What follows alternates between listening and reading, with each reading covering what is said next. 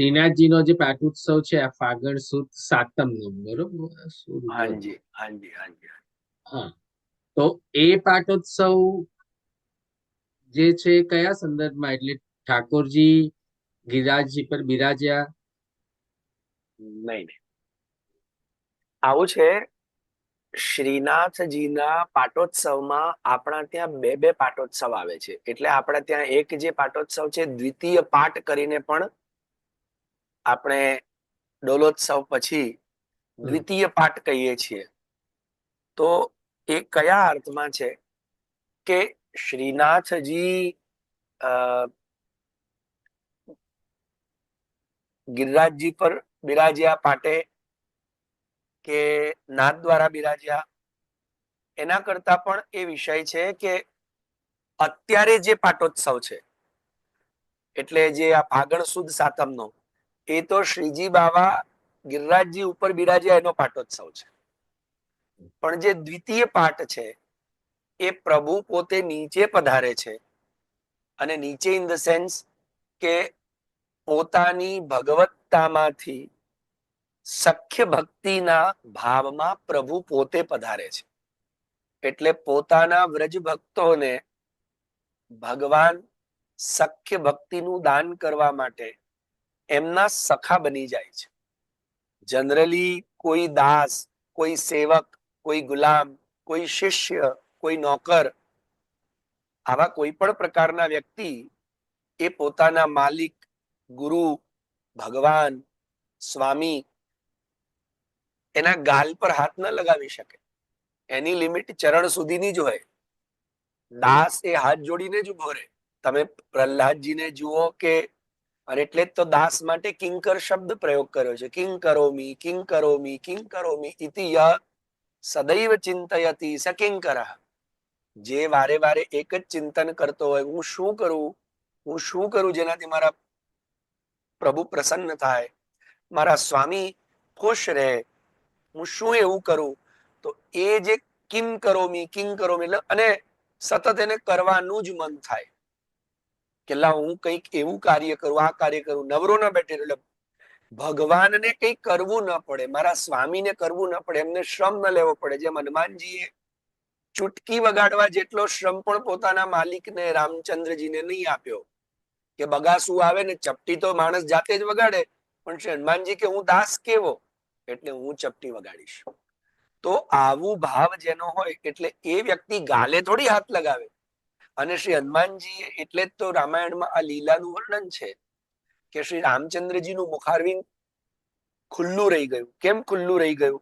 તો કે શ્રી હનુમાનજી મહારાજ આટલા ઘનિષ્ઠ નિકટના અને સાક્ષાત રુદ્રાવતાર હોઈને પણ, અને એ જ યજ્ઞની ખીરમાંથી પ્રગટ થયેલા હોઈને પણ ભગવાનને પોતાના સ્વામીને પોતે દાસ ભાવમાં સ્થિત છે. એટલે શૈયા મંદિરની અંદર, આપણે આજની ભાષામાં કહીએ તો બેડરૂમની અંદર, સ્વામી પોતાના સ્વામીની સાથે અથવા સ્વામીનીજી સાથે એટલે શ્રી સીતાજી સાથે અથવા પોતાના કોઈ પણ મૂડમાં અલગ બિરાજતા હોય તો તેવે સમયે સ્વામીની જે કોઈ પણ લીલા છે એમાં ખલેલ આપણે ન પહોંચાડાય, કેમ કે આપણો અધિકાર ક્ષેત્ર નથી. અને એટલે શ્રી હનુમાનજી મહારાજ બહાર બેઠા બેઠા ચપટી વગાડતા રહ્યા. સમજો વાત. તો આપણે દાસ છીએ ને, ભગવાન પોતે નીચે પધારે છે. અને નીચે પધારે એટલે પોતાની ભગવત્તા, પોતાના સ્વામીપણામાંથી તમારા મિત્ર બની જાય છે. એમ કે છે કે લે હવે તું મને તારું ગુલાલ, તારો પ્રેમ, અત્યાર સુધી તો આખા વિશ્વને મેં મારો પ્રેમ આપ્યો, અને ભગવાન જ પ્રેમ રૂપ છે. પ્રેમ હરિકો રૂપ હે ત્યો હરિ પ્રેમ સ્વરૂપ. એટલે મેં જ બધે પ્રેમ વિખેર્યો, કેમ કે ભગવાન પ્રેમ રૂપ છે. તો એ પ્રેમ મેં આપ્યો, પણ હવે તું તારો સ્નેહ મને લગાવ. અને જેમ પ્રભુના પ્રાગટ્ય વખતે ભાગવતજીમાં શ્લોકો આવે છે કે નવ કુમકુમ કિંજલક, ગોપીજનો નવું કુમકુમ લગાવીને ગયા. આત્માનમ ભૂષયાન ચક્રુ, એમ નંદાલયમ સવલયા. જયારે ભગવાનનું પ્રાગટ્યના સમાચાર મળે એટલે ગોપીજનો નવા પોતાના આત્માને સજાવી નવું કુમકુમ લગાવીને ગયા. તો નવું કુમકુમ એટલે શું? કોઈને આવો પ્રશ્ન થાય અત્યારે આપણે બહુ શાસ્ત્ર ચર્ચામાં ન પડીએ તો નવું કુમકુમ એટલે જે ભાવ આપણને આચાર્યોએ બતાવ્યા છે તે શ્રી આચાર્ય ચરણની વાતને જોઈએ તો અત્યાર સુધી જે કુમકુમ લગાવતા હતા એ કુમકુમ પોતાના લૌકિક સ્વામીનું હતું. યાદ રાખજો, એ પોતાના સ્વામીનું કુમકુમ હતું, એટલે લૌકિક સ્વામીનું. એ અમારા પતિને એમના પ્રત્યેનો જે લૌકિક ભાવયુક્ત પ્રેમ.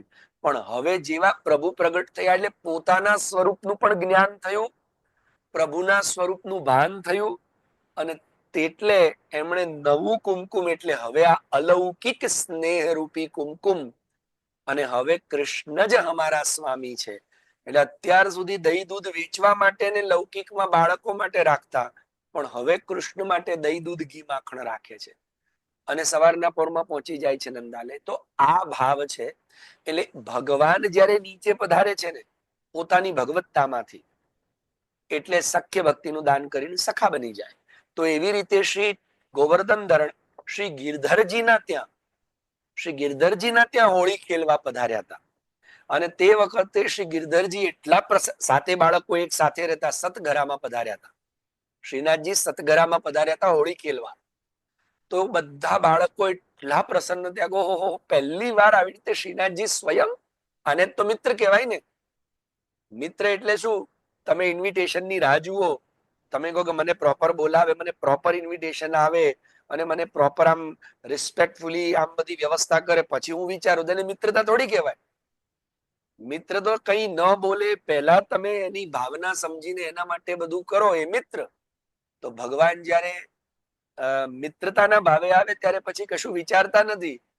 અને એટલે જ તો આપણા વ્રજના લોકો કે ને, ખેલન મેં તો કાકો ગુસૈયા. એમ રમવામાં મળી છે ના તમે મોટા ગોસાઈ, મોટા મહારાજ બની જાઓ, એમ ભગવાન બની જાઓ.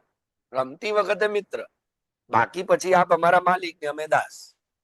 પણ જયારે રમતા હોઈએ ત્યારે પછી તો ગોવિંદ સ્વામી કહે ને કે હું દડો મારીને તમને આઉટ કરીશ જ કરીશ. એમ પછી તમે એવું કહો કે ના એવો બોલ નાખ કે હું સિક્સ મારું, એવું નહીં ચાલે. તો ભગવાન શ્રી ગિરધરજીના ત્યાં પધાર્યા. મિત્ર આ કે ને સખ્ય ભક્તિનું દાન, હું મિત્ર શબ્દ વાપરું પણ સખ્ય ભક્તિનું દાન. અને એટલે શ્રી ગિરધરજી ઇત્યાદિ ખૂબ પ્રસન્ન થયા. તો એમાં જયારે હોળી ખેલમાં જયારે ભેટ ધરવાની વારી આવે ત્યારે એમાં શ્રી ગિરધરજીએ કીધું કે આવી અલૌકિક કૃપા કરી છે એટલે અમે બધી ભેટ ધરી દઈએ. તો બધી ભેટ ધરી, પોતાના કડા વડા જે હતું તે બધું ભેટ ધર્યું. અને પેલા બેટીજીના નાકની અંદર એક સોનાની નથણી રહી ગઈ, શ્રીનાથજી કે એ પણ ભેટ ધરી દો. એ શેની રવા દીધી છે? આવી અલૌકિક કૃપા કરી. અને પછી સ્વામી તરીકે કે હવે આપ પાછા સ્વામી, હવે અમે આપના દાસ, એમ આપે સખ્ય ભક્તિ કૃપા કરી અમારા ઘરે. એવી રીતે અત્યારે આ 40 દિવસ પ્રભુ આપણા ઉપર કૃપા કરવા માટે, આપણને સખ્ય ભક્તિનું દાન કરવા માટે. અને સખ્ય ભાવ દર્શન થાય જ્યારે ચરણારવિંદના દર્શન ન થાય. જ્યાં સુધી ચરણ દેખાતા હોય ત્યાં સુધી તો જીવ દાસ ભાવ જ વિચારવાનો. અને એટલે આપણા ત્યાં પટવસ્ત્ર ઢાંકી અને ચરણ ઢાંકવામાં આવે છે. અને શ્રી બાલકૃષ્ણ પ્રભુના ચરણ તો ઢાંકવામાં આવે જ છે, સાથે સાથે શૃંગાર પણ ન બગડે એટલે થોડું શૃંગાર પરે, નહીં તો પછી કે નાનું બાળક વિષય ઇત્યાદિ જાય ઇત્યાદિ ભાવોથી. તો એ ભાવથી આપણા ત્યાં અત્યારે આ ખેલાવામાં આવે છે ને એવી રીતે આ પાટોત્સવ આવે છે. અને એટલે પછી આપણે પ્રભુ જયારે પધાર્યા શ્રી ગિરધરજીના ત્યાં ખેલવા ફાગણ સુદ સાતમે, અને પછી પાછા સ્વામીના સ્થાને પુનઃ બિરાજ્યા. એમ સખ્ય ભક્તિનું દાન કરવા ફાગણ સુદ સાતમે પધાર્યા પ્રભુ, અને પછી પાછા સ્વામીના ભાવથી માલિકના સ્થાને બિરાજીને આપણને દાસ ભક્તિનું દાન કર્યું, એટલે દ્વિતીય પાઠ. તો એ વખતે પછી ધમાર ગાવામાં આવે કે હવે તો ધમાલ જ ધમાલ થઈ ગઈ ને. આપણે ધમાર શબ્દ ન સમજીએ તો ધમાલ કરી દઈએ તો પછી ભગવાન આપણા ઘરે પધારે તો ધમાલ જ થાય ને, પછી તો થોડી ઓછી ધમાલ હોય. એ આ ભાવનાત્મક પક્ષ મેં તમને સમજાવ્યો. આઈ હોપ તમને સમજમાં આવ્યો હશે. તો જે અખાતીજનો જે પાટોત્સવ છે શ્રીનાથજીનો, હા, એ મૂળ પાટોત્સવ હા, જે જતીપુરામાં ગિરિરાજજી ઉપર બિરાજ્યા હતા તે. કેમ કે પૂરણમલ ક્ષત્રિય શ્રી મહાપ્રભુજીની ઈચ્છા હતી કે ઠાકોરજીનું મંદિર સિદ્ધ થાય એટલે ઘર જેવું. પણ શ્રી ઠાકોરજીની ઈચ્છા હતી કે ના, મારે તો શિખર ને ગુંબજ વાળું મારે દેવ તરીકે પૂજાવું છે. તો શ્રી મહાપ્રભુજી કે તમારે દેવ તરીકે પૂજાવવું હોય તો પૂજાવો, તો પછી મારે તમારી અહીંયા પૂજા નથી કરવી, કેમ કે હું તમને ઘરમાં રાખવા માંગુ છું, તમારે બહાર જવું છે તો તમારી મરજી. ધણીનો કોઈ ધણી ના હોય, એટલે તમારી ઈચ્છાથી હું વિપરીત કાર્ય નહીં કરું, પણ હું અહીંયા રહીને તમને દેવ તરીકે નહીં પૂજી શકું. એટલે શ્રી મહાપ્રભુજી પ્રયાગ પધાર્યા અને અડેલમાં બિરાજ્યા. પ્રયાગરાજમાં અરેલ કરીને ગામ છે, ત્યાં બિરાજ્યા અને શ્રી નવનીતલાલની સેવા કરી. પણ શ્રી ગોવર્ધન ધરણનું જે શિખર અને કલશ વાળું જે ધજા વાળું જે મંદિર સિદ્ધ કરાવ્યું, એમાં પૈસા આટલા બધા ક્યાંથી લાવવા? તો પૂરણમલ ક્ષત્રિયને શ્રીનાથજી આજ્ઞા કરી દો. પૂરણમલ ક્ષત્રિય પોતાના બાપ દાદાની સંપત્તિ, પોતે કમાયેલી સંપત્તિ બધી જ સમર્પિત કરી, મંદિર સિદ્ધ કર્યું. પછી એને એક ઈચ્છા કરી કે મારી એક ઈચ્છા છે કે મારે શ્રીનાથજીને ચંદન સમર્પિત કરવું છે. એટલે મલિયાગીરમાં જઈને ચંદન કમાઈ લાયા અને જાતે ચંદન ઘસીને ચંદન સિદ્ધ કર્યું. અક્ષય તૃતીયાના દિવસે શ્રીનાથજી એ રીતે ત્યાં પાટે બિરાજ્યા, જે પ્રથમ સિદ્ધ થયું તે. હવે ક્લિયર થયું? દ્વિતીય પાઠ એટલે માલિકના સ્થાને બિરાજવું, પુનઃ સખ્ય ભક્તિમાંથી આપણા હૃદયની અંદર. અને જે ફાગણ સુદ સાતમ છે તે આ રીતે પધાર્યા પોતે સતગરામાં. સતગરામાં એટલે જ્યાં 7 બાળકો એક સાથે બિરાજતા હતા, ત્યાં સતગરામાં પધાર્યા એનું. એટલે એ નિમિત્તનો પાટોત્સવ. અને પછી ફરી પાછા ગિરિરાજી પર પધાર્યા એ દ્વિતીય પાટોત્સવ. હા, એટલે પાછા સ્વામી બની ગયા. હવે અમારે તમારી સેવા કરવાની એમ એવું છે. તો ગુરુજી આપણે